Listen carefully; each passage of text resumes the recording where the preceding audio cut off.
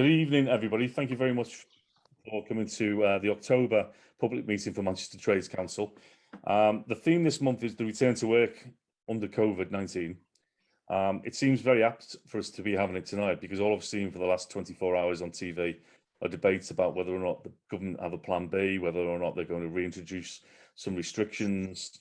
They seem to be saying no, they're not, and some pretty dire warnings about figures for infections over the coming months and the NHS. So, as I said, the theme is just that, returning to work and how it's affecting people. We all hope that it won't get worse than it is at the moment, but as we know, that's not the way that the virus behaves itself. So this evening, we've got three strands to our talks.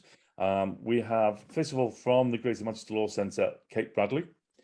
And Kate will be speaking about long COVID, which is something which I will be really interested to hear in as a trade union caseworker. I'm slowly but surely picking up lots of cases of long COVID, and it is a very, very difficult thing to deal with because the employers aren't sure what's going on. To be honest, we're not sure about how to deal with it, and I'm really looking forward to hearing Kate's take on that. We've also like to welcome tonight Councillor John Hughes from Gorton and Abbey ward. And John will be telling us about the effect of COVID-19 and the ending of things like the furlough scheme and the change in university credit on his constituents, which obviously will be having a massive impact on a lot of working families in this city. And then we also have Janet Newsham and Hilda Palmer, both from Greater Manchester Hazards campaign. Many of you will know them, and they will be talking more generally about health and safety in the workplace. Now, lots of people have returned to the workplace. I did pick up one comment which I thought was really interesting, because we paid for a bit of Facebook advertising, and so lots of people who might not end up coming to the meeting start talking in the chat. And one person said, "Yes, this is a real blue collar issue, because we've people like us have been back at the coal face, as it were, for months, and now because some people who work in offices are also having to do that, there seems to be more hullabaloo about it." And I thought that was a really fair thing for that person to say. Maybe that'll come out in this evening's discussions. So, without further ado, I'd like to hand over to Kate Bradley from Greater Manchester Law Centre. Yeah, basically, I'm speaking on behalf of Greater Manchester Law Centre, who last year, during the pandemic, into this year, started setting up its own employment service on a slightly wider scale with our own lawyer because of the sheer volume of employment queries that we were getting. We're all dedicated to socialism and trade unionism, at least as individuals, if not as an organisation, which means we're not trying to compete in any way with unions, but are trying to plug the gap which we know is there with a lot of people who aren't in unions and therefore don't have access to advice. But what we were finding this year was that a lot of our queries were around COVID, many to do with other things not related to long COVID. But we have been getting lots of queries about long COVID and the consequences of people catching long COVID or catching COVID, then having long-term symptoms, and then not being able to return to work in the way that they used to work, or indeed getting laid off, having difficulties with employers not helping them and making reasonable adjustments and so on.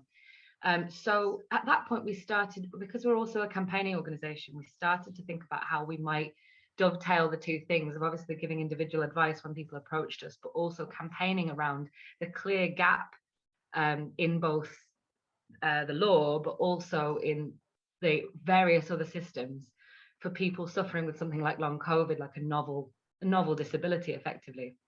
And we started talking to organisers from long COVID support groups about the gaps that they were seeing. And it wasn't just employment that we ended up talking about. We ended up talking about benefit system. We ended up talking about debt, things that come as knock-on effects from having lost your job or had reduced hours at your job because you can't go into work every day. So at that point, I spoke to a few people personally, having a chat with them, either former clients or campaigners. And just the stories that were coming up over and over again. People had often picked up long COVID at work. They picked up COVID at work, and then it developed because of the fact that their workplaces weren't safe. They were full of hazards at the beginning of the pandemic, and then it got a bit better, and then it got worse again as things relaxed.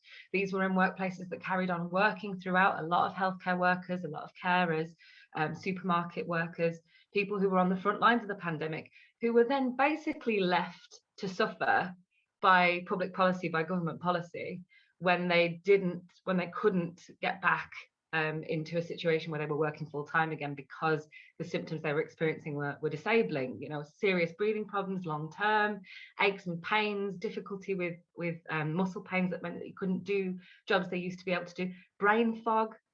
There really isn't a job that you can think of that doesn't require some level of clarity and concentration. If you're having a bad day in that way, it's really hard to carry on working no matter what role that you're in. So this was a pretty across the board experience. And I think it's an opportunity for us to highlight and see how unfair provision for people with long-term health problems is generally. But what's unique about this moment is seeing so many people at once become disabled by that system that has not put in place the adjustments that they would need to carry on working in the way that they want to or the way they did before. And that it highlights that more generally, health is a constructed category where basically being healthy, being designated healthy means designated fit to work. And everybody else has to suffer the double burden of both struggling to work and it being seen as their fault. And that somehow they're less good at the job than they used to be and they're less able to complete their tasks. So basically, I was so angry after hearing these stories from different people that I've been speaking to that we put together a bit of a survey. So it was a much smaller survey than the TUC actually did earlier in the year, which I know was a brilliant piece of work and gave a lot of insight into long COVID. Perfect. So yeah, we did a survey. Don't worry too much about the things I scroll past. They're things I've basically either said or you're welcome to look up later. But to speed through, we ran this survey and we got about 81 responses. So it wasn't representative, but I think what it drew out was really valuable anyway. So it was mostly women in our sample, which does reflect the wider data we have on long COVID. It was also mostly women of working age, which again reflects data that's come out in The Guardian and similar places. You can see from this slide that the majority of people in our sample thought they'd either caught it at work or on the way to work. So this has really got some important points about workplace safety going forward in it, because given that long COVID, well, I'll carry on scrolling through and you'll see, but that's the vast majority thought they caught it at work or on the way to work. Safety, or those who caught it at work, many mentioned there were no safety measures. So I've just drawn out some quotes with permission here. No one was aware of needing to wear masks, social distance, or avoidance of using recycled air conditioning. That was at the beginning of the pandemic. I caught it in work, definitely. The unit I worked in housed 3 prisoners with COVID. There was no PPE for me and no measures in place except hand gel at the entrance. So these are things that were coming out a lot. That's just a small sample of them. Others, so that was largely, you know, things were bad at the start. But then they got better. But then others were raising the continuous problems with workplace safety and safety measures. So despite national NHS guidance, I should be working at home as I was in the high risk group for chronic asthma. My manager did not tell me to do this. I did 2 days of clinical work at a hospital when I should have not have been working due to my increased risk factors and should have been working from home. So that's even in a context where you'd think they'd know the NHS's own guidance. In the NHS, they were making people work who were clinically vulnerable, and then this person caught COVID and has had COVID for a year as a result, like long COVID symptoms for a year. So that's exactly the people that, you know, the shielding was meant to be protecting, but it weren't being allowed to in this case. And another one, which I thought was the height of irony, NHS 111 call handler had no safety measures in place at work, like really bad. And it does tell us something, I think, and not all of those are from the start of the pandemic. So one of the shocking things about the study was just how long a lot of our participants have been experiencing it. So 75% of our participants are experiencing symptoms for more than 12 months. That suggests that it should meet the threshold for consider workplace disability and employment law very comfortably for a large number of people, because it obviously has to meet the either has been going on for 12 months or is likely to. And I think this shows that without question for a large number of people, even though I do think our sample is skewed towards people who had it worst, because I think they were more likely to fill out the survey. But either way, it does demonstrate that it isn't a short-term illness for a lot of people. It can go on a long time. So the symptoms, I won't go through all of them, but the most common ones, as I said, were brain fog, extreme tiredness, shortness of breath. None of those are easy to work with in most jobs. So long COVID and your ability to work, 97.5% of our participants, that's 79 of 81, said that it has affected their ability to work, with 67% saying work. Now, even with this being probably an unrepresentative sample, I still think that's a large number of people who a lot of the tabloids are currently telling them they don't exist, you know. People who, you know, that I've had conversations with my dad where he was oh, it's being recorded, isn't it? Sorry, Dad. With my dad, where he was insisting that long COVID wasn't as bad as people thought it was, because people don't want to believe it is. They want to get back to work, and I do think, and back to life, and I do think that long COVID is a real punch in the gut for that, because it's no longer just getting it and the death rate that you've got to keep your eye on. It's a number of people going through this. So it starts to feel wearying, you know, like really exhausting, thinking about the fact this is a problem, but we can't just bury our heads in the sand and pretend it isn't. I won't go into a huge amount of depth on work, but you can see I did this little tool where you put through the most commonly said words in your research into a generator, and the biggest words are things people said most: pain, difficult, hard, unable, awful, symptoms, you know, like these are sickness. These are things, this is what's on people's minds continually if they're suffering from long COVID. So just because it'll be interesting to you as workplace reps, but I'll try and speed through now. How employers handle long COVID. Actually, of the people in our sample, overall, we did a qualitative analysis and found about 70% said that, you know, obviously it's a horrible experience, but the employers, they didn't have anything particularly bad to say about how their employer handled it, which means 27.8% of our participants did have a problem with how their employer handled it. Some of those, I think 2 to 3 had been laid off. 2 or 3 had been laid off as a result of no longer being fit to do their work because of the symptoms of long COVID. So the lots of words like disbelieved, belittled, terribly negative. These are people that need their union reps. These are people that need their unions fighting for them in those spaces. And some have them, you know, there's lots of NHS workers there who are more highly unionised than others, but a lot also don't. There's a few quotes that we drew out here. Someone said there, it required unison trade union involvement to protect my job. No one was serious in my diagnosis. They're trying everything to get me back to work by hook or by crook. They doubted me, treated it as normal sickness, and reduced my wages. They refused to take any responsibility that might have caught it in the workplace. These are things where the employers are both being ignorant and, as we know they often do, being deliberately difficult because they would like to let someone off and deal with the consequences of them catching COVID at work. So what do the long COVID sufferers want? We asked people what they wanted. We gave some options. The highest ones were for long COVID to be considered a disability in law. This came up over and over again because people were really, and this is, I think, came up in the TUC survey too. People want there to be some recourse they can turn to. And at the moment, as John was saying earlier, with not knowing what to do as a rep, at the moment, it's a grey area. At the moment, we haven't had a test case. You can look into test cases around ME, which is, you know,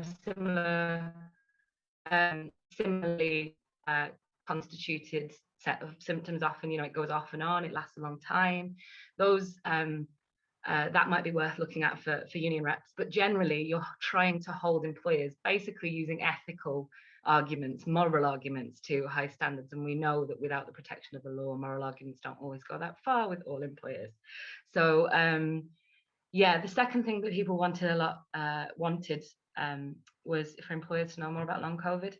And I think that's something that we can do, really pushing that guidance from ACAS out there, producing our own, that enables employers to understand that this is not like a cold, you know, that this is not something that is trivial and can be dismissed or can be just dealt with like normal sickness absence short term.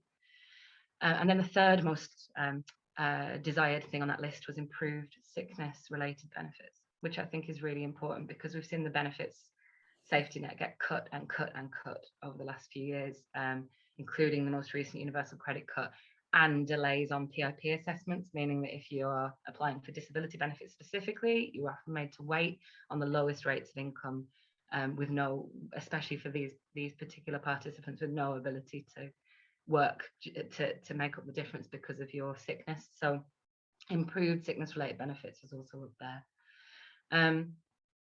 Yeah, I'll skip over the benefit system bit because you can get this data on the Greater Manchester Law Centre website if you'd like to read it a bit more closely.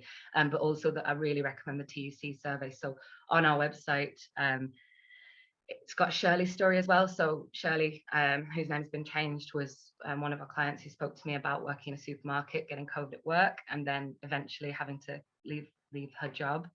It's really worth reading that story, and it's horrible, but it's really illustrative of what people with long COVID are going through, especially at the more insecure end of the job market as well. But yeah, at the bottom we've got a list of links. That's what I was zooming down to. So these are really useful. I think they'll be useful for reps as well.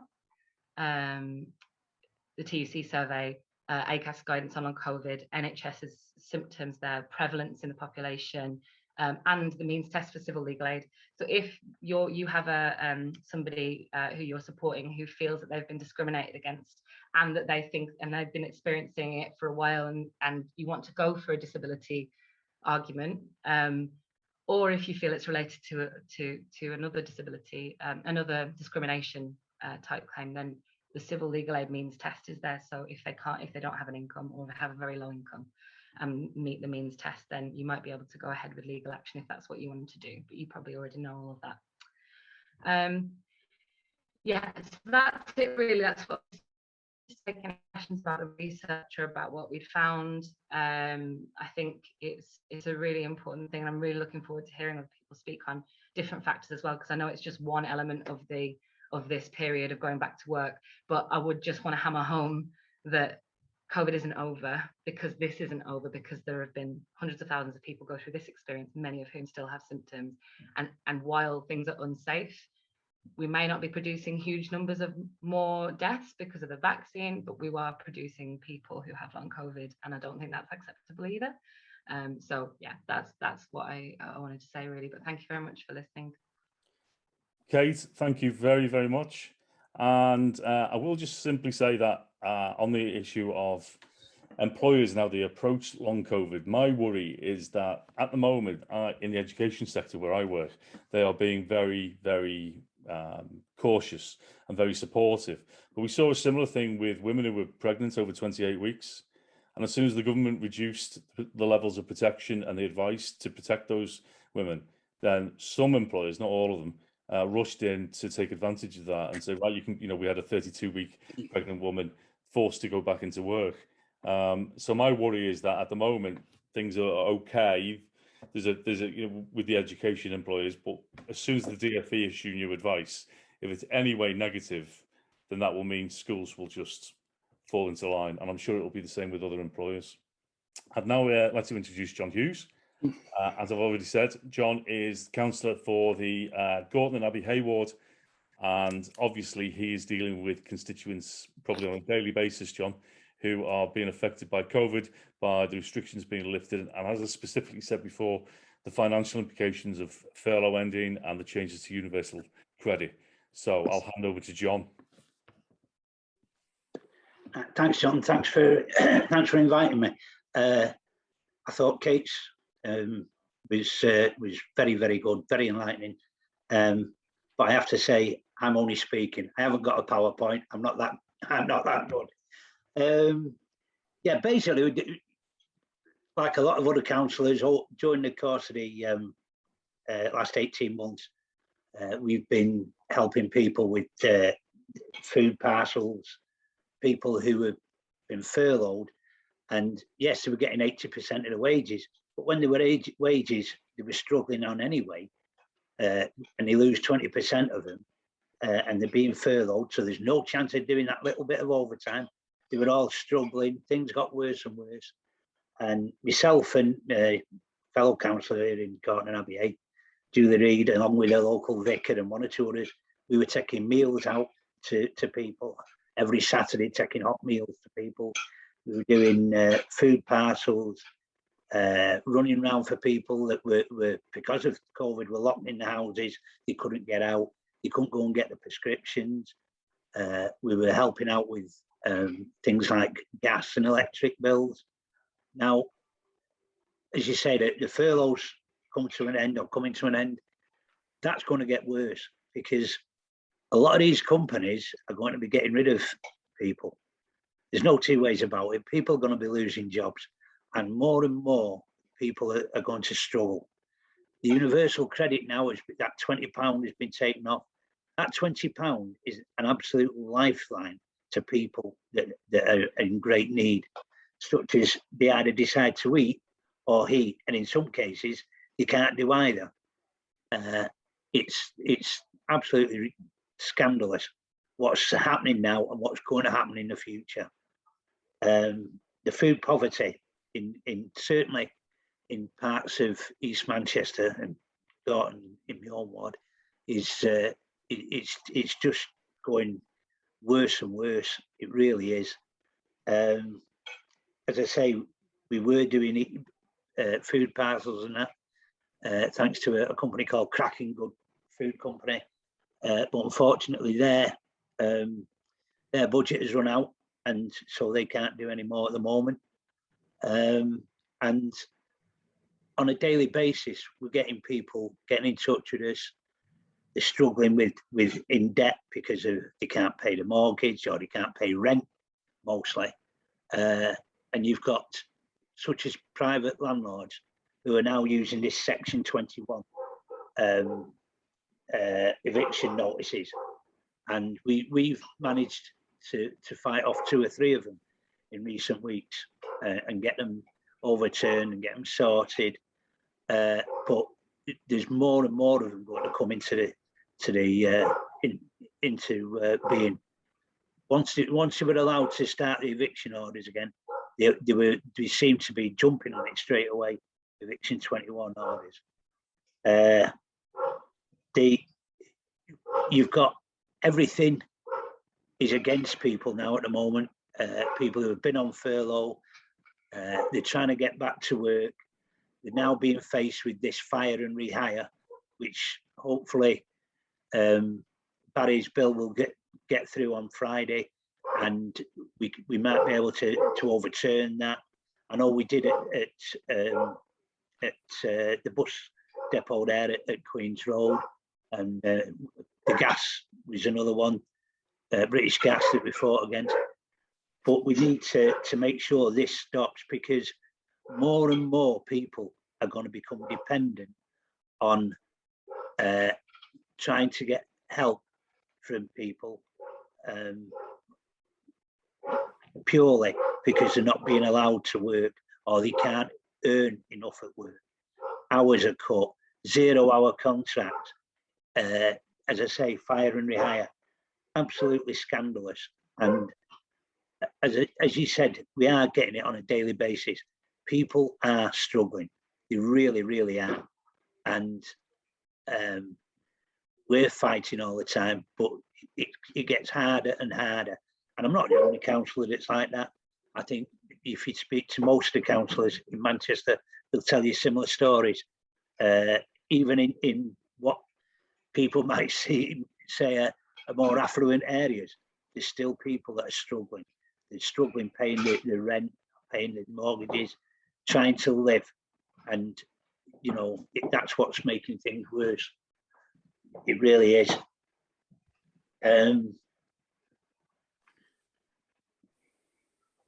As I say, we've been non-stop for the last 18 months, and we've the biggest part of our thing now is, apart from rubbish on the streets and bins, which is always there, we've been there to trying to feed people, trying to help with bills, trying to get them into, you know, with debt organisations to give some assistance and help. The big worry and the big thing now is mental health. People are really struggling, and the people's mental health is going really, really. I've never known as many people that are struggling now, and the rates of suicide will or have started to go up, and they will in the future. We need to change the way things are being done. The universal credit needs to be put back. That £20 needs to be put back. You know, make sure people can actually live. And I'm not talking about having anything excessive or having anything fancy. Just be able to live, to heat the homes, to feed the families. And it's getting worse for me. It's getting worse. Everyone I speak to now or that gets in contact, it's all the same types of problems. Losing the jobs, furloughs coming into an end, so they're now losing the jobs, not getting paid, or their hours are being cut. Everybody really is struggling. I don't know the exact answer to it. I don't think anyone does, but I do know the answers that we're getting from the government aren't the right ones. And again, I was listening to the health minister before. I would have thought he'd have done something far better, far stronger. He might have come back with something stronger. They haven't. And from day one of this crisis, this government have always been 2 and 3 weeks behind everything that they should have been doing. And they've delayed on things. They're scared to death of making something happen. And they really need to step up now, because from what I've just heard, and I've only heard this evening, on the news before and everything, the figures are going up astronomically again. More people are dying, and it's, from what I can hear, it is only going to get worse. We need to have something stronger now in mind to help with the crisis that's going to get worse over the coming months during the winter. The NHS are really, really going to struggle. They're struggling now, they're going to struggle even more. I think that's about everything I've wanted to say. I hope it's been of some assistance. If anyone's got any questions, I'll do my best to try and answer. Thank you. Thank you very much. Yeah, and the questions will just be at the end of the other two speakers, so hopefully you can hang around for a bit. I'm glad you picked up on the mental health issues and the effect this is having on people. I had, unfortunately, to go to A&E with my mum on Monday night. We spent 7 hours there. I was really struck by a young girl who must have been about 16 or 17, who came in very agitated.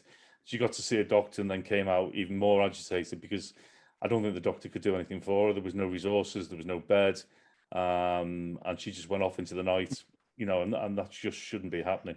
No, no. So anyway, thank you very much, John. Right, I'm going to move over to our last two speakers who work together. So I'm going to allow them to decide who goes first. Can I go first? Yeah, that's fine.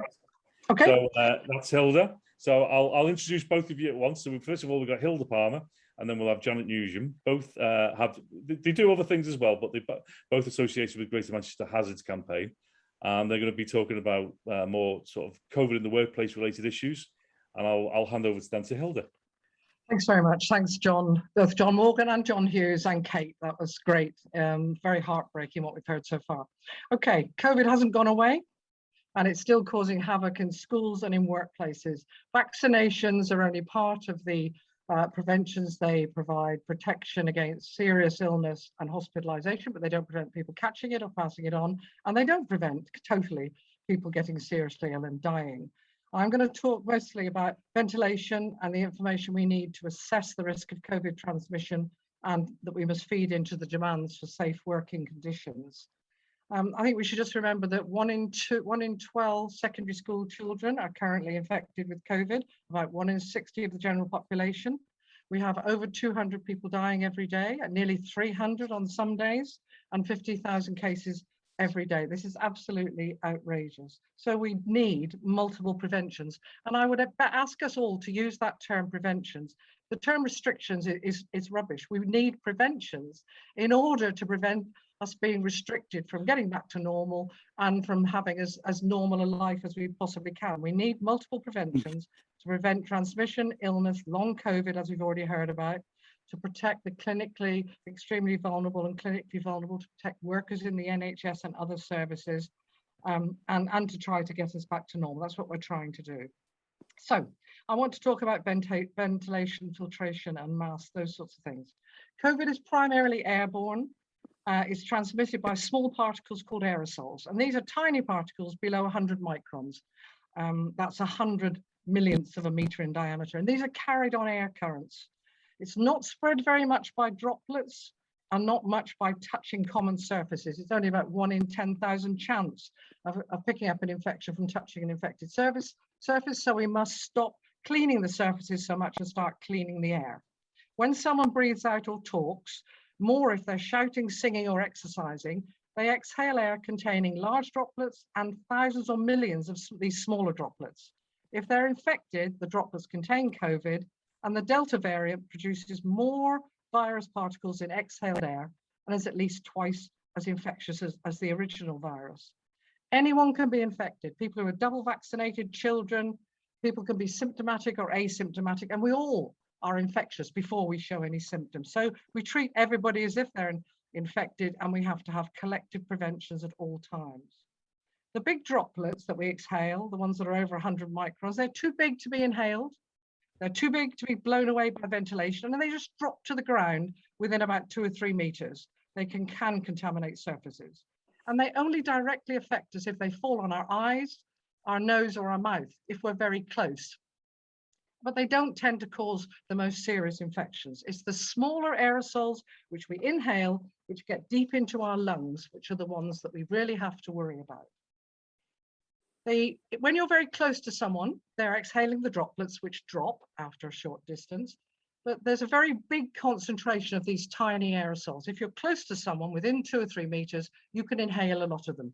So that's another reason why you keep as far away from people as possible, 2 to 3 meters if you can, and that prevents exposure to the COVID in droplets and to those short range aerosols. But those aerosols that you breathe out, they can then be carried on the air currents like smoke, and they can travel meters, and they hang in the air, and particularly they hang around in poor ventilation, and they can be inhaled by people a long way away. In 30 minutes, one infected person can exhale their aerosols and they will fill the room. They will be everywhere. And someone can be in a space for a short amount of time or pass through it. They may not be there, and you come along afterwards and you can inhale infected aerosols they've left behind. And that's why things like lifts and corridors and toilets and washrooms at workplaces are areas that we have to pay a lot of attention to. So how do we do this? We have to prevent the risk of inhaling these airborne particles. So we need to keep them as low in the air as possible. So we ensure people who have a COVID or contacts are isolated at home, and there are problems with all of that at the moment. We ensure everybody wears good source control masks that fit and filter well, and they will filter out the droplets. They won't get out. They will stop 50% of the aerosols getting into the air, so no one else can inhale them. There's problems with that, but they are at least 50% effective. And you must wear a mask even if you're working close to somebody, but even if you're in the same room as other people, because as we've said, the aerosols can travel. And we would recommend that all workers wear PPE at FFP2 or FFP3 standard. Some people argue that we should all be wearing PPE, the public as well. And then ventilation, a good airflow that brings in fresh air, more oxygen, less carbon dioxide, and removes the stale air, takes away the carbon dioxide and the COVID. Before COVID, ventilation in most of our workplaces was rubbish. In schools and colleges, in offices, in call centres, it was absolutely rubbish. And the guidance at that time in the welfare regs said everybody should have about 5 to 8 litres per person per second. The HSE refers to CIBSE, the Chartered Institute for Building Service Engineers, and they recommend during COVID that the minimum fresh air should be around 10 litres per person per second. So that is what we need to be asking for. Another way of talking about ventilation is the air changes per hour. How long it takes the airflow to change all of the air in a room. And WHO says that we should have up to 6 air changes an hour. And these are both terms that you may hear about. And if you follow my references in my links in the chat, then you'll get more information about this and how you can use this in your workplace. So employers, we need to know what the ventilation is in our workplaces. We know that in some places we have heating, ventilation, and air conditioning systems. 80% of our schools don't.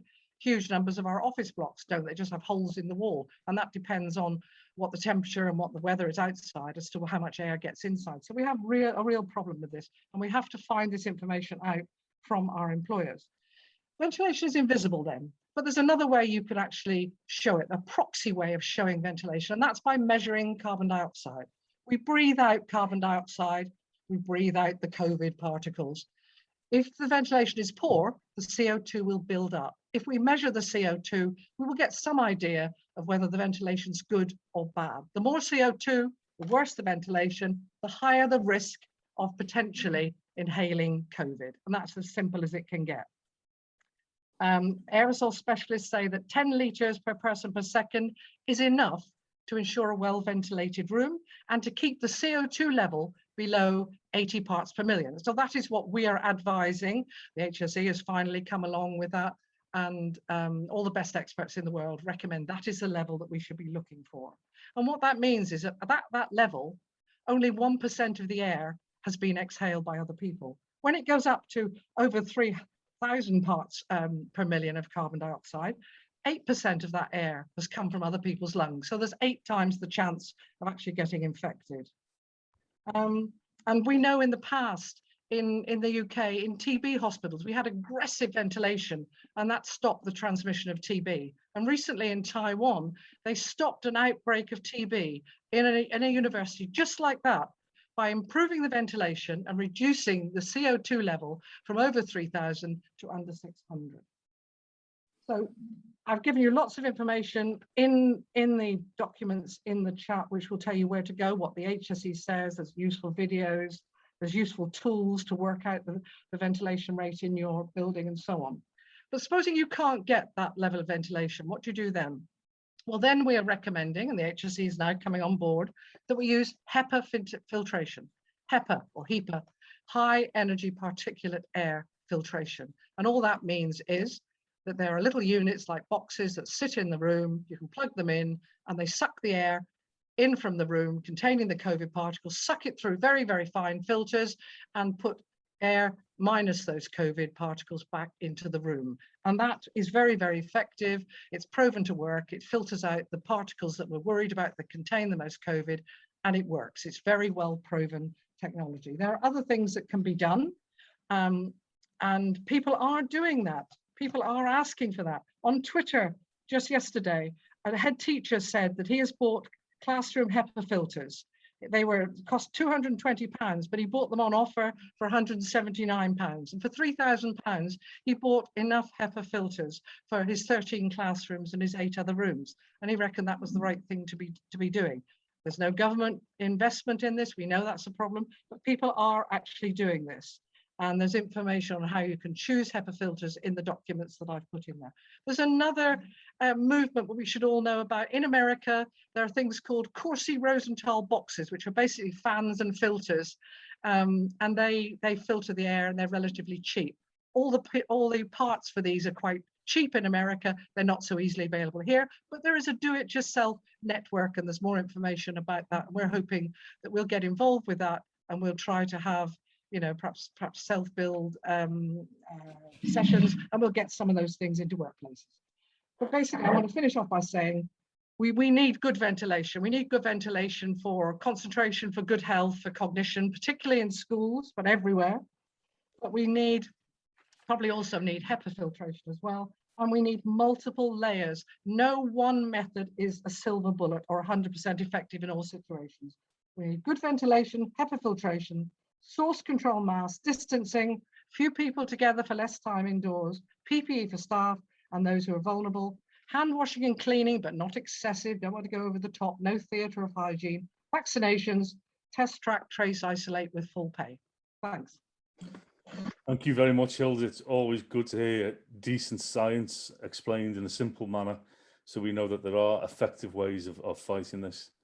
I'll move over then to Janet. Welcome, Janet. Hiya.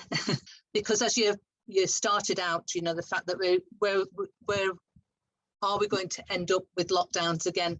That's the debate at the moment, and we've got one of the highest COVID infection rates in the world. We've had one of the highest death rates in death tolls in the world, and we've got over 1 million people with long COVID. You know, this is a terrible situation that we've got ourselves into, and it's been purposely done and could have been avoided. And, you know, and since we've got rid of public health mitigations, we've got children going back to schools, as Hilda was talking about, without any mitigations in schools to protect them, then that has steadily increased, and it's not going to come down. It's certainly not going to come down before the winter's up, because that's when we're going to have a really bad situation. So as Hilda ended, you know, the Swiss cheese respiratory virus pandemic defence, this multiple faceted defence is both public health and workplace health, because as we talk about in the hazards campaign in Greater Manchester Hazard Centre, lots of these infections have come from workplaces, and if you've got workplace infections going on, they're going into the communities, they're going into our schools, and they're coming back again throughout us. And in our view, always has been, and we've said from the start, schools are workplaces, buses are workplaces, shops are workplaces. All these are workplaces that should have controlled the infection risks to everybody that went into that space. And if it hadn't been for some of the fantastic safety reps that we have, then the infections, the deaths, and the toll for long COVID would have been greater, far greater than that. You know, we always say, you know, thank you so much for all those reps they've done tirelessly throughout the pandemic in trying to keep people safe and healthy, and continue to do so. We've had loads of concerns raised with us over the lifetime of the pandemic so far, you know, not least the ventilation issues that people are experiencing now, but the PPE, you know, from early on, where care workers couldn't get hold of PPE, where they couldn't get the standard of PPE, and the government changed the PPE standards to reduce it to what was available, and still haven't put it back up again. So it is still not practice to have FFP3 across hospitals. It's still not standard to have FFP2 in lots of workplaces. So there's still a concern about the level of PPE available, but it's also about the sick pay that people weren't paid, isolation pay that people weren't paid, you know, and casual workers are not going to be able to isolate and to stay off sick if they're not being able to, if they don't have the pay. But it was, you know, through trade unions that they managed to increase some of that for the trade union organised workplaces. And then we've got the whole host of issues around face-to-face teaching. So the government encouraged people to go back into workplaces, even when they didn't have to go back into workplaces, when they could have continued to work from home, but without all the mitigations in place. And then there's a whole area of vulnerable staff, people with underlying health conditions who are being forced into unsafe workplaces. And, you know, you talked a bit about mental health. Well, that impacts on people's mental health if they don't feel safe when they're going into work. But we also know that reps weren't shown risk assessments. You know, one of the things that reps can see is the risk assessments and be consulted on them. And they weren't consulted. Some of them weren't even allowed to see them, and still aren't allowed to see them, which is just, is in our view illegal. It doesn't comply with health and safety law. And it also means that the risks, the infections weren't being controlled. And also we had people being told to turn off the track and trace app, to put them in lockers. That's in schools, as well as hospitals and other workplaces. And different rules about when you could isolate, you know, and employers saying, and that's, you know, that's the case now, isn't it? Where people have been told all sorts of different things. So lots of issues around health and safety, around people's health and safety in workplaces. But health and safety law has not changed. Throughout the pandemic, health and safety law hasn't changed, and we must bear that in mind. And so our employers have a duty, a legal duty, to ensure our health, our mental and physical health in our workplaces. and anybody else that comes into those workspaces as well, or anybody affected by that work activity. So because they've got that duty, then they should be held accountable. It should be that legal duty should be is ensured. It should be, we should have, you know, our enforcement authorities should be enforcing that law, and they've got a responsibility to do a suitable and sufficient risk assessment. And that's all known, what's a suitable and sufficient risk assessment. And we know lots of them haven't done that. But within that risk assessment, they should be taking a precautionary approach to the risks. So they have a duty to control the risks by looking at a sort of control hierarchical approach to it. And that is, first of all, does that work activity need to continue? There's a risk attached to it. And if it doesn't need to continue, then you stop the work activity and then the risk isn't there. So, I mean, you could say furloughing was a way of stopping that work activity at the beginning. And then next, if it still has to continue, then can it be done in a different way to make it safer? So online teaching would be online meetings like we've got tonight. That would be a different way of working that would remove the risk. And if they still have to go into workplaces, then they've got to look at controls. So first of all, is there any engineering controls that can be introduced to avoid the risk? And that's the ventilation, increased ventilation.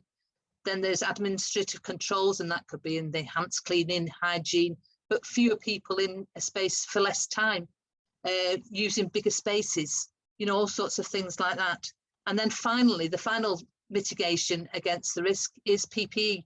And it's the final mitigation because the rest of it is about a collective approach to controlling the risks. The final mitigation of PPE is about an individual control. So you don't know who's coming into your workspace, you don't know how vulnerable they are, but you want to make sure that you've made it as safe as possible for those people. And then on top of that, we want individual risk assessments done for individuals that are more at risk. And we've seen lots of issues around that, you know, the people who are more at risk during COVID.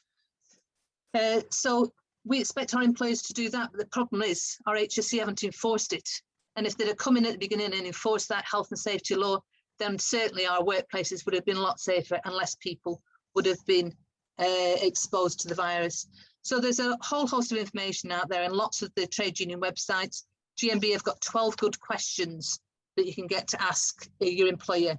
So does your employer provide regular information? Have risk assessments been done? Are workers at safety reps consulted? Are assessments provided, etc., etc.? So there's some really good questions on the GMB website. And if you're not safe, what do you do about it? Well, we expect, we would say that you should be escalating it. So we should, even though we know the HSE haven't been enforcing it, we need to escalate it and hold them to account as well. So that means escalating it internally through procedures and then reporting it to the HSE or the local authorities, which is depending which is your enforcement authorities, if your employers are not controlling those risks. And it's important that we do that because otherwise they'll say that nobody's reported things and it's nonsense where we've what's happened there. But then, you know, our ultimate safety in our workplace, if we can't get anywhere with our employers, then is the section 44, section 100. It's an individual right, and that's not something that we promote really, because we know employers can sack you for all sorts of reasons, and unless you've got a good collective approach to it, then you're making yourself a bit vulnerable. But it is our individual right to say that in an event of serious and imminent danger, we can remove ourselves from that position. And that's got to be our right as an individual, and to not be sacked and not to suffer detriment as a result of it. But as I say, the recourse for that is through employment tribunals, and that can be months down the line before you get there. So, you know, that's some of the things that we're at. We really need more trained safety reps in workplaces. They've held employers to account. We need more people in trade unions. Less than 50% of our workplaces are organised, and all of us will know people who are not in trade unions, who are working in unorganised workplaces, and that includes care workers, it includes young workers who are really vulnerable. So we need to be looking at how we recruit them and to get them involved in trade unions. We need active safety committees. So where we've got safety reps, we need them to be participating and to hold their employers to account. Active safety reps working with other unions, so not just in our own unions, but working across different unions. We need to scrutinise management's actions and to ensure mental and physical health of workers. You know, the things that Kate talked about in terms of long COVID, you know, is going to have massive repercussions. Something like 14% of our workplaces have got occupational health organisations attached, 14%. So there's no independent health support in workplaces now. And so that we need to be, you know, our safety reps, our organisations need to be supporting those. And we'll have lots of carers of people with long COVID as in our workplaces. So that's another issue. But we need to be doing inspection surveys, doing body mapping. We need to improve ventilation, as Hilda's talked about. It's essential. That's where it's spreading. Let's get ventilation right in workplaces. Ensure that there's infection controls in the risk assessments. We need greater importance placed on health and safety. We know that through the pandemic, it's certainly shown how important it is, but we need more involvement of safety reps in all aspects of work. You know, challenging employers when there's new technology coming in, when there's new procedures coming into the workplace, when there's new buildings, new building work going up, we should be challenging the employers as to what's going on and how it affects members. Keeping contact with members. We've got members all over the place now, haven't we? We've got still people working from home, people in workplaces. So how are we organising now to protect those people? And how are we making sure as safety reps that we are ensuring their safety and their health at home or wherever they work? We've just produced some leaflets on hybrid working, which will launch this week, which we can pass to you. But there's lots of stuff coming out now about working in different workplaces and how it impacts on health and safety. And I think just the final thing I'd just say is that, you know, get involved. We're involved in the Zero COVID campaign, which is about eliminating COVID from our communities, because if it's not eliminated from our communities, it's still circulating in our communities, in our workplaces, as I said before. We should be putting as much pressure as we can on a government that is committed to social murder on 160,000 people in this country.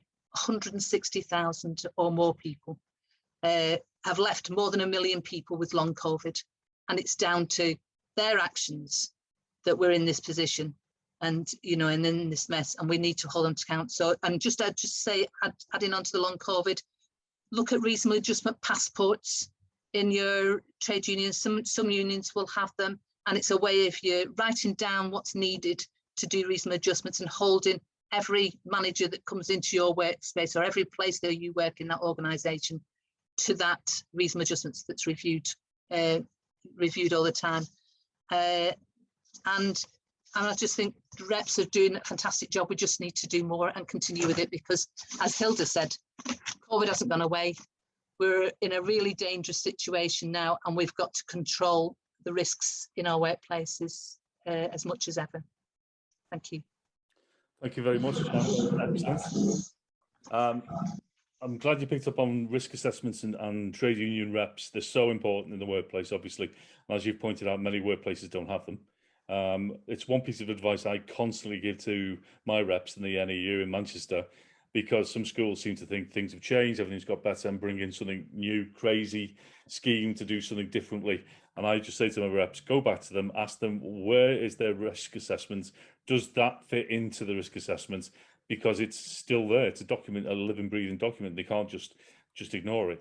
So that's really good advice. Section 44 also, it's really difficult to use. We famously, as in the NEU, threatened mass Section 44 notices last January, and we were lucky the government backed down, but we don't think that will happen again. But it is a really important tool for individual workers to be able to feel confident that if they are put into a desperate situation, they can walk out. So thank you for pointing that out as well. Right then, all speakers have been excellent. We'll move on to some questions and answers, and any comments any people would like to make.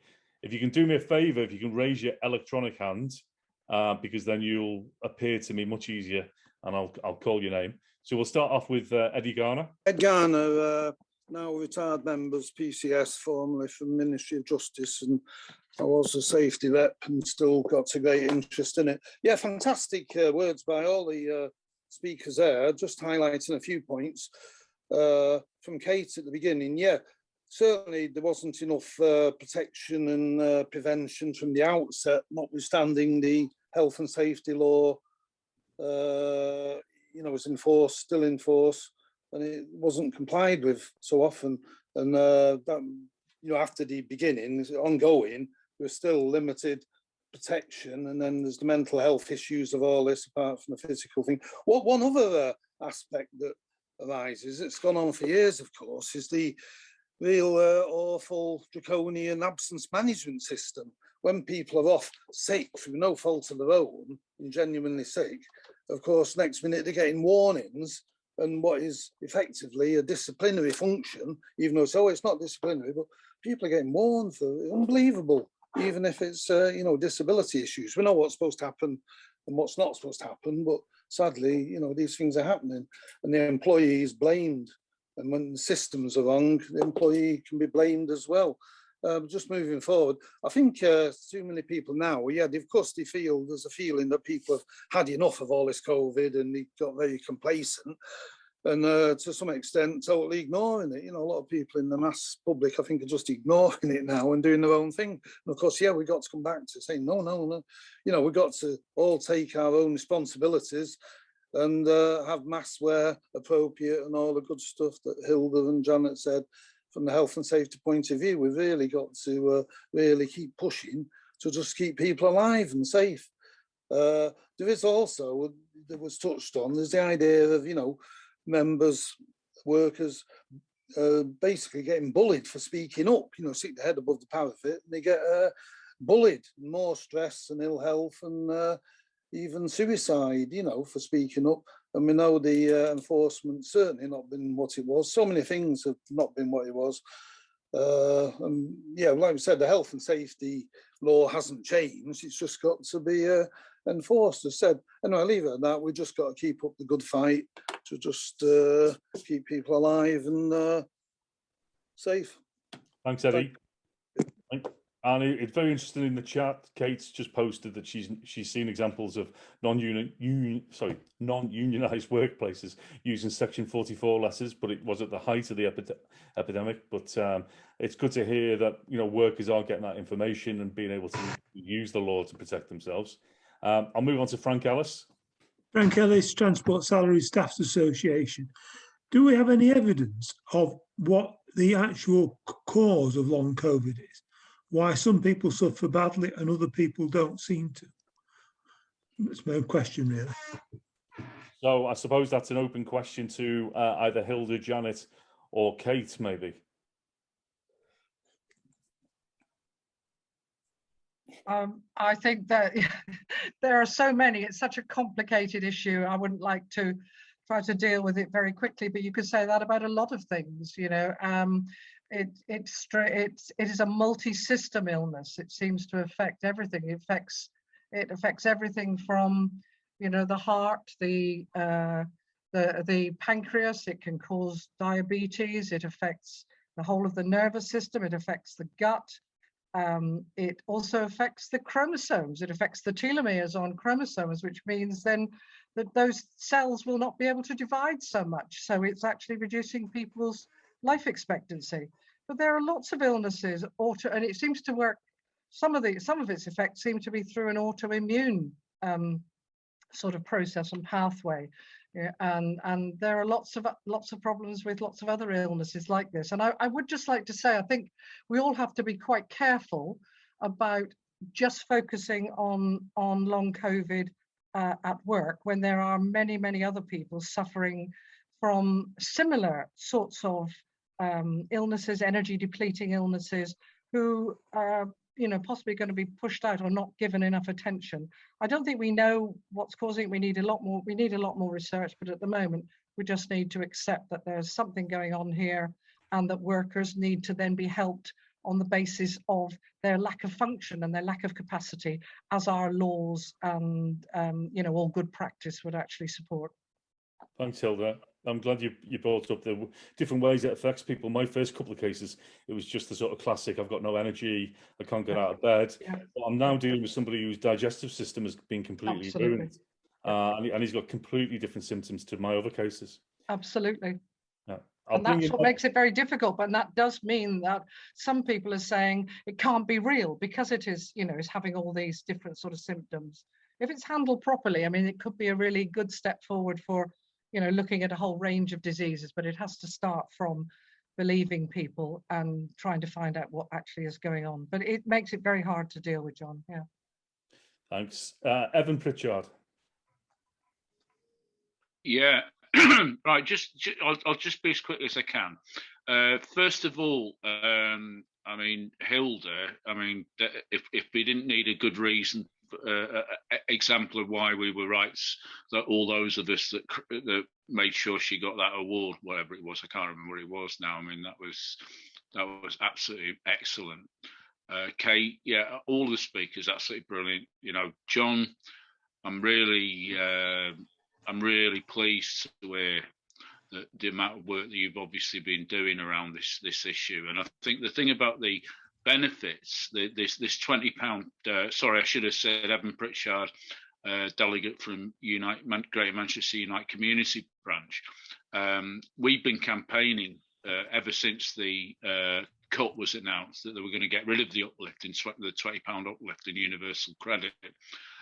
We had a whole summer-long campaign about this, but I think one of the things that I've had to emphasise over and over again to members of my union, Unite, is that it was when the unions, and particularly Unite, and particularly Steve Turner, Assistant General Secretary, who was heavily involved in the negotiations with the government, managed to get the furlough scheme agreed, and it was done through a lot of work by the union. So we shouldn't forget this. That part of that package was the uplift in universal credit, the £20 a week uplift, and something else that we need to keep absolutely emphasising is that universal credit, a substantial, I think it could be as many as 40% of people who are on universal credit are in work. A reflection of poverty wages and all sorts of other things. So and I'm really glad that John did emphasise that whole issue of universal credit.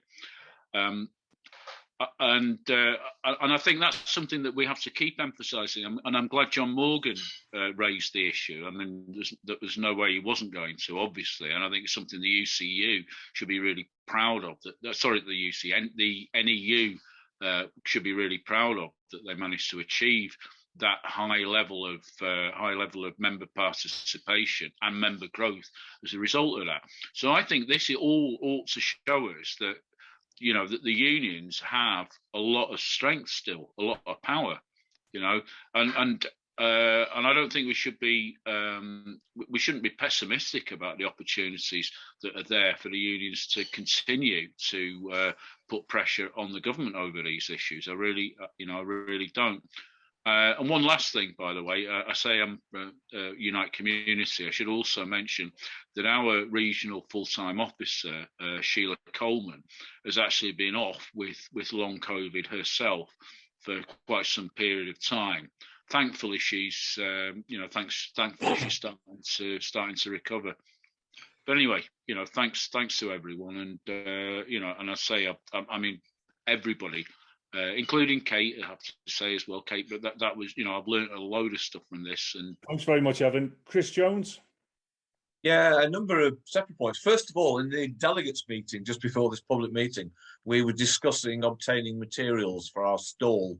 So there's been at least 3 examples of materials we could accumulate from tonight's speakers.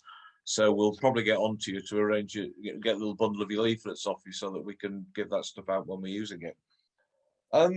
A couple of core questions, really. To what extent are the unions sort of adapting the rep training programs to cater for this new situation?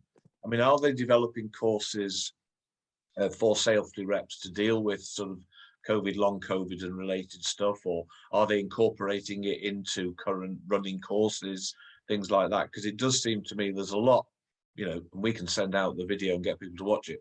There's a lot of advice here that's not in the standard packs and the existing programs. So I wonder to what extent the trade unions are actually adapting their programs to deal with it. The second point is mainly for, has he gone? Oh yes, for John. What is the council actually doing? Has the council discussed how it's going to respond to this situation, both in terms of its own employees and their working environments, the people who work for companies that the council uses under the procurement systems? You know, are we pressurising these companies to employ their people better? So it'd just be interesting to see if the council is discussing a strategy for, you know, defending and looking after the people of Manchester. And finally, just a campaigning suggestion, given the high visibility that Gove managed to get himself this morning by being mobbed by anti-vaxxers, I think it was, or was it anti-maskers? I can't remember. Maybe we should mob him with health and safety reps, you know, and get a bit of high-profile visibility on the front of the papers. Cheers. Thanks, Chris. Can I have a go at answering both questions partly, and then I'll hand over to John, maybe? First of all, on the reps thing, I can obviously only speak for the NEU, but we actually tried to recruit COVID reps. So basically, we said to people, we understand it's a huge commitment to be a rep in school, and some of you might not normally want to do it, but why don't you come along and help while there is this emergency? And we didn't say it in these words, but we sort of said, we won't hassle you afterwards if you want to then step down. And we did recruit an awful lot of just normal reps who said, no, we'll be there for the duration of forever. But we did get a sizable number of people who said, right, we'll do it for the next year, maybe help get our colleagues through this. We've been putting on lots of courses, and I know Hilda has been helping the NEU with courses about particulates in the air. Maybe she can come in and add to that. And we do run regular health and safety information and courses for our reps about this. On the point of the council, and I'll hand over to John in a second, again, we negotiate directly with the local education authority, which obviously is part of Manchester City Council, and I can only say that they've been absolutely brilliant in putting out regular documents to all the schools in Manchester based on HR, how head teachers and governors should treat colleagues and staff, and to keep them safe. And they've been really, really positive about meeting with the trade unions regularly and taking our ideas on board. And if we've asked them, can you include this in your bulletins, 9 times out of 10, they've just done it straight away. So that's been really positive from my point of view, working with the council. John, could you come in and maybe add to anything about that? Yeah, thanks, Johnny. Yeah, right the way through, the council have played fair with everybody. Worked. A lot of people were working from home. Some still are. Everyone was receiving the full pay. They weren't getting 80%. They got the full pay. But the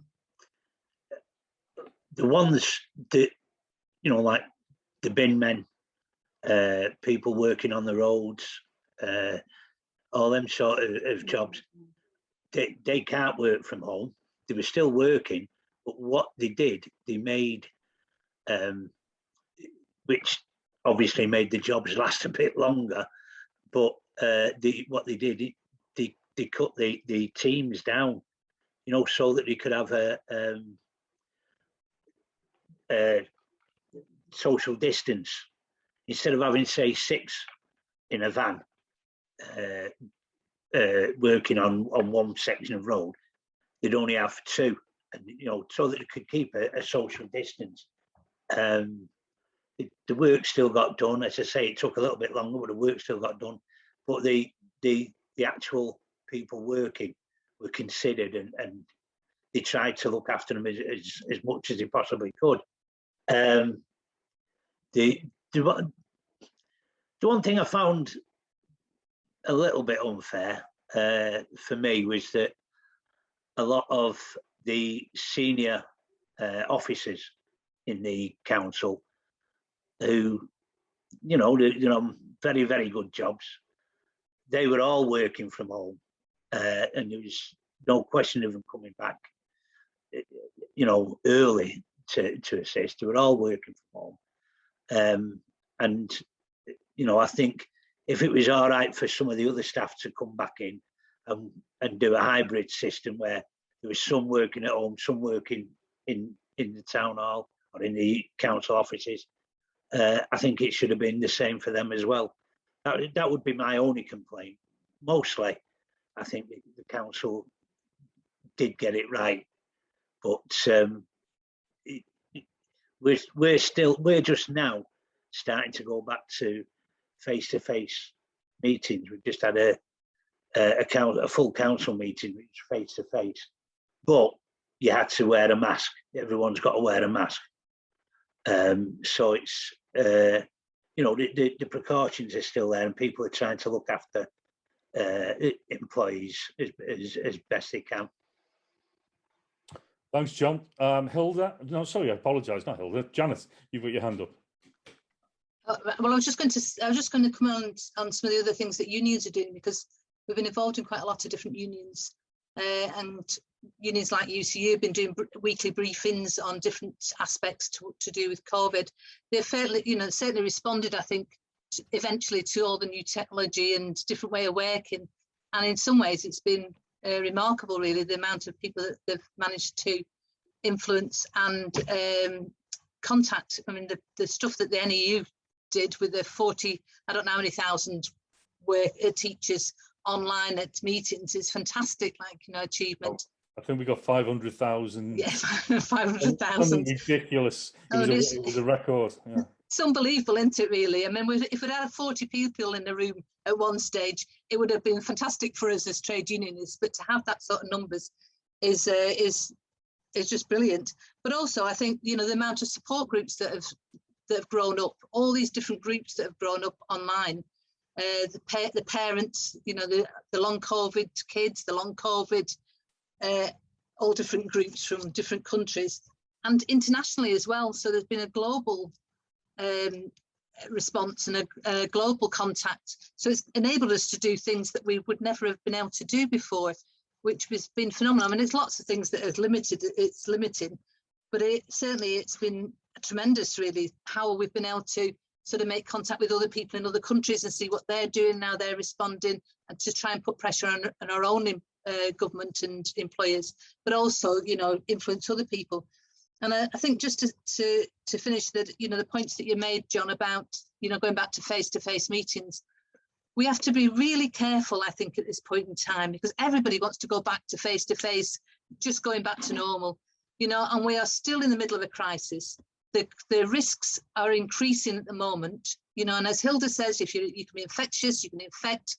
If you've been double vaccinated, and we still don't know how long it properly lasts. The boosters are coming out for some people. There's a whole host of our population who are not vaccinated yet. Lots of children aren't vaccinated yet, but other people who can't be vaccinated. So, we are in a real desperate situation. So if we are going back to meetings, we need to be done very clearly. What is the ventilation in that room that you're going to? Is there enough space in that room you're going to? What sort of masks are you wearing? Because at this point in time, we should be wearing masks that protect us as well as protecting other people. If you're going into meeting rooms, it should be the FFP2, FFP3 masks that you're wearing. It shouldn't be just face coverings anymore, because the way that the virus is circulating is really dangerous for people. And I know several people who've been hospitalised after being double vaccinated and have been left with long COVID. So this isn't something that's gone away anytime soon or going away anytime soon. Thanks very much, Janet. I know the trade union reps in the education sector of Manchester, we've all agreed together that we won't be attending physical meetings until well after half term. That was our target, hoping things would calm down. But as we approach half term on Friday, things have ramped up incredibly. So I think we made the right decision. And in the most part, employers have been fine with that. We've only had a couple of employers who've tried to kick up a fuss, which I didn't understand the logic of, why it made such a difference to them. But the vast majority have gone along with it and they realise it's sensible. So I'm hoping that can be the case for other workers in other industries who have to move from one place to another. I haven't got any other hands up. Is there anybody else who would like to comment or ask a question? Hilda, is that a physical hand up, Hilda? Yes, yes.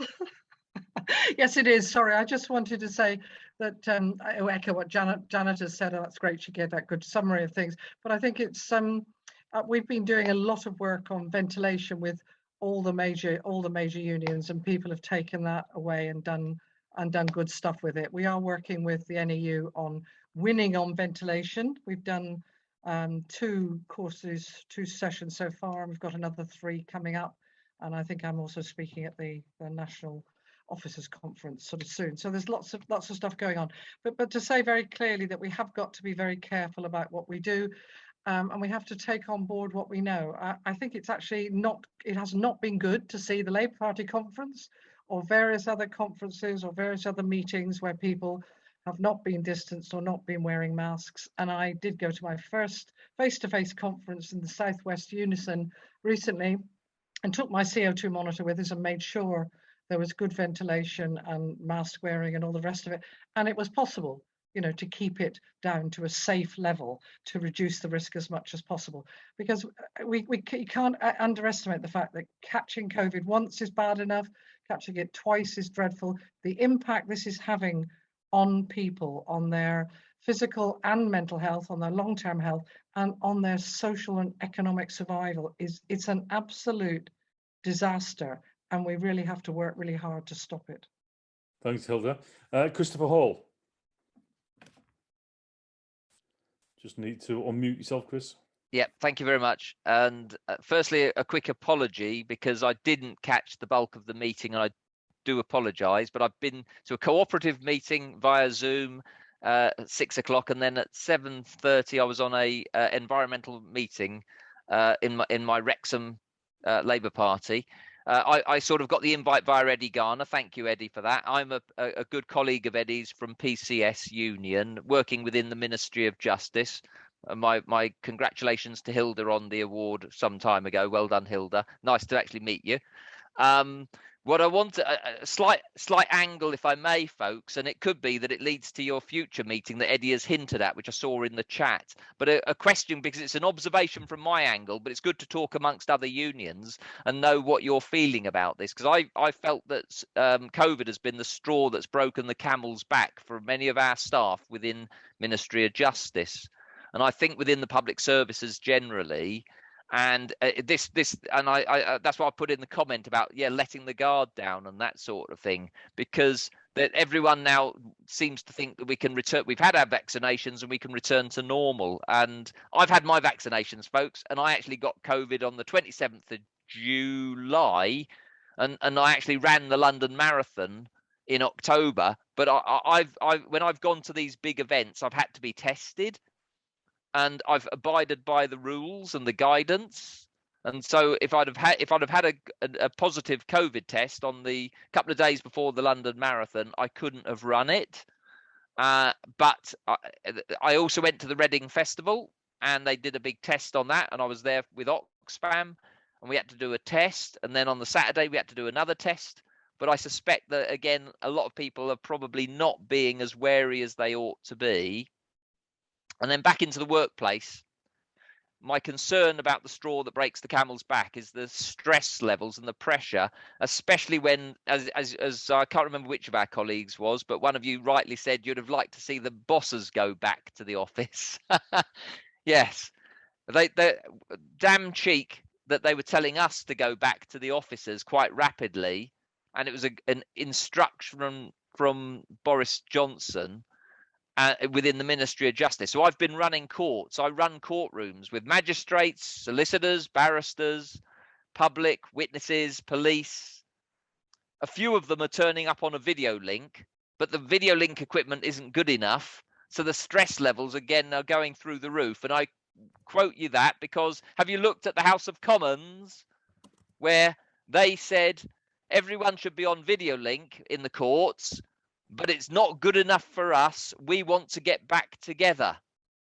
So I was pretty annoyed, and that came from the leader of the House of Commons, the upper class twit from Eton. can't remember his name. You'll remember it. And he said we've got to all be back in the chamber, but he wants me and my lot to be working with the video links. And I don't mind working with the video links, but it ain't good enough for him. And so I think the stress levels for the workers is really, really bad now. And I've got a sort of an assessment and a prediction, and I'd love anyone who can offer an observation on it. This was a prediction I made before the vaccinations last year. I said I now know that between 25% and 33% of workers will not return to work. And by that I meant they will retire, they will seek another job, they will quit, they will go off sick, they will find a way to escape the drudgery of the hamster wheel that they've been on, and they've now realized just how god awful it is. And I think that, to me, in my workplace, that is coming true. I'm seeing a load of people. I've got to reduce my work. I've got to get out of here. I've got to stop. I've got to get another job. I've quit. I've got another job. I'm sick and I'm not going to be coming back. So I just wondered on that assessment, 25 to 33. So it's 1 in 4 workers will not return more than 6 months. So it'll be a rapid departure, or 1 in 3. I just wonder what your feelings are on that sort of an assessment. Thank you. Thanks very much, Chris. I'll make a comment on that. In the education sector, I mean, the NEU are very proud of how we managed to organise our members, and we did a huge amount of work with reps and risk assessments. And it was awful in schools, especially when the public kept getting told schools were shut, and they weren't. But what we found really is that a lot of members got through that awful stress about a year ago, and now what's actually pushing them out, because it is happening, same as in the NHS and civil service and everywhere else, is that those HR issues that were parked during COVID have now come back again, and it's those coming back with a vengeance that's actually the straw that breaks the camel's back. They managed to get through COVID, I think, most of my members in Manchester, relatively okay, but now all that's come back again, and that's what they can't cope with.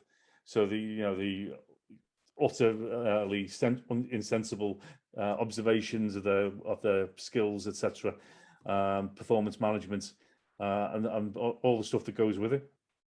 I don't know what others think. No, okay. So I'll leave it at that. But I'll just say there's a huge number of people that leave work anyway through ill health before they retire.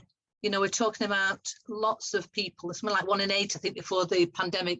If you're talking about the number of people with COVID now, that's going to be a massive impact on people that leave work because of COVID, and all the other stress and ill health, mental ill health that you've talked about. I think absolutely right. Thanks very much, Johnny. Kate Bradley. Yeah, I'm going to have to head off in a couple of minutes because I've got to go somewhere at 9. Don't worry, we all are. So I just wanted to come in and say, in response to that, and then maybe say a couple of things. Is that all right? Yeah. Before we close. Yeah, thank you, everyone. That's a really interesting discussion.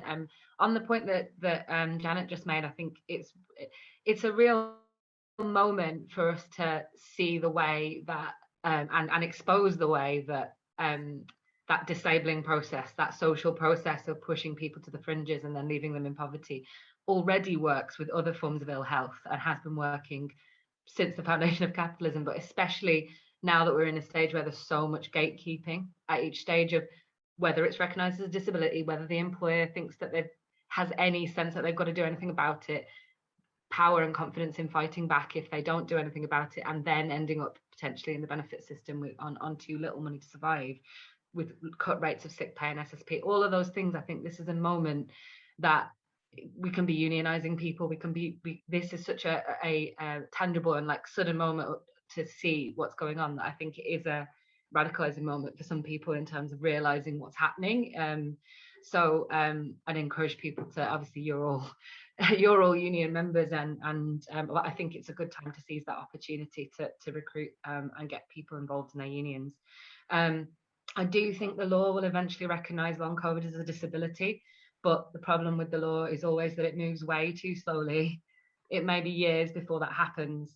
And even when it does happen, if you don't have access to justice and you don't have availability of advice and you don't have availability of legal representation, many employers will just take their chances because they know that they've got the, they can get away with it.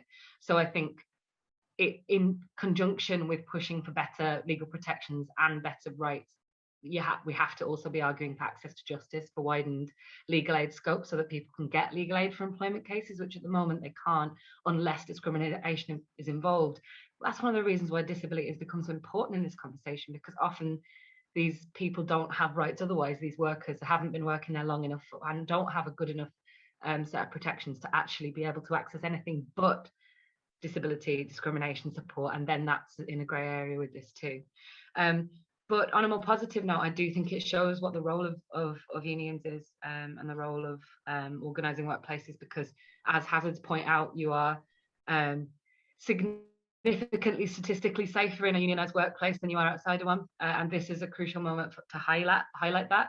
And actually, whenever I've whipped that stat out in conversation, that's been like the killer argument for people, not to use a badly chosen adjective, but it's been the argument that gets people to go, okay, maybe I should join, because they realise that that's a massive difference, and it's about then what that union does as well as in other ways to support them. But yeah, GMLC is here to campaign with union branches. So all of you in different union branches, we want to support and amplify the work that Greater Manchester's union branches are doing, as well as being here for members of the public. That is part of our goal. And campaign with us. Please get in contact. Let me know, or let GMLC know that you'd like to work with us, and we'd be really happy to get involved, amplify things, push things. Yeah, and I think that we're in a turning point moment. I hope that we can turn it to our advantage in some ways, even as the struggle is uphill. Thank you very much, Kate. And very quickly, in answer to your email, we'll definitely have a stall at your AGM. Okay. I'd like to thank everybody, Kate, Janet, Hilda and John, our speakers.